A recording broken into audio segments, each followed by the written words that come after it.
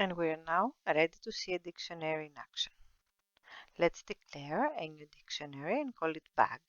We have two ways to declare a dictionary, either using the dict keyword or using the empty curly brackets.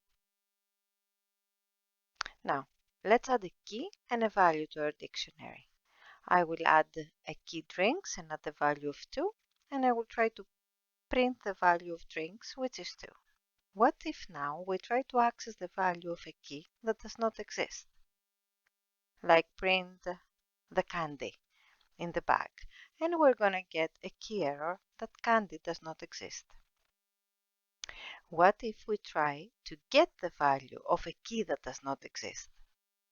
By using the get keyword, where the program is not going to crash, it's going to give us none.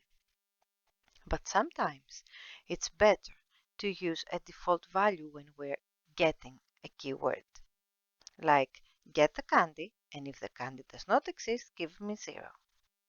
And now I will try to add the value to the candy of 3, and I will try to print the value of candy, and Python will give me 3. And now if I'm going to print the whole bag, I'm going to see all of the keys with their values.